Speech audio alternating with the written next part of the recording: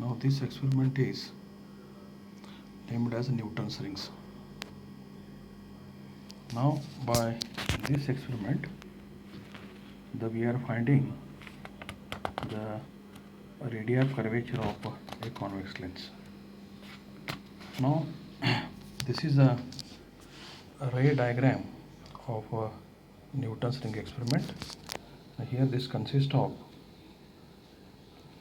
the picture. It is called as a Newton's ring. These are called as a Newton's rings. Now these are concentric circles are there. These Newton's rings are obtained by interference and diffraction of the two waves now.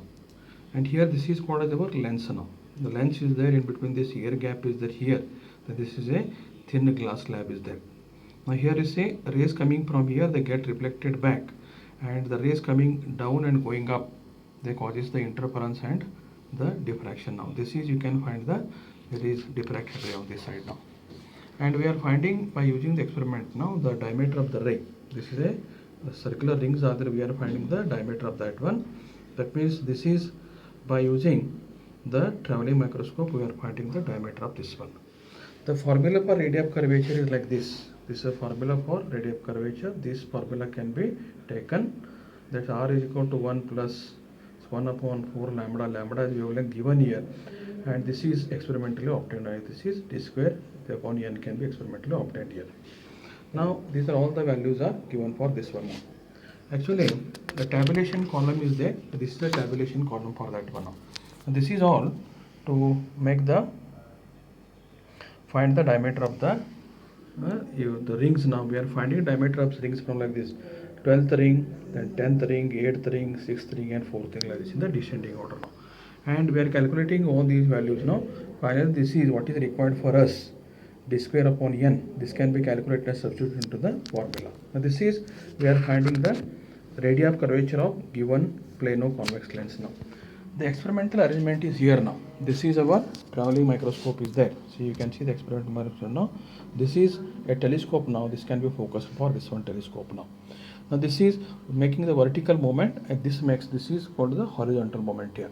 And you can see the lens here inside this. This is a lens is there. This is a convex lens is there. Below this there is an plain glass sheet is there, and from here the light is coming from this one. This is what you will see now. This is called the mercury, yellow color mercury vapor lamp is there. This are using because it is a monochromatic light is there. We are using for this one now. This is the experimental setup is there. I think from this we are observing the telescope. We are observing the Newton's ring now. Now this experiment, that what we have discussed now, it has got such calculations are there now. This is the calculations you have to perform now. Now here you can see we can get 159.9 centimeter. 159 means 160 centimeter. This is radius of curvature of the given convex lens. Now the lambda is given here. D square upon n can be experimentally calculated, and here you can find that the readings that obtained are of this type. Now these are the readings we will get into the experiment now. That means MSR, that is a main scale reading. Second is vernier scale reading. This is total reading is there. Total reading formula you have to use now, that is from right hand side and left hand side. Now rest of the calculations are done now, and mean value that required, that is called then d square epsilon can be calculated, and this mean value is substituted into the formula like this, the given formula, and finally the radius of curvature can be calculated. This is the experiment is Newton's rings.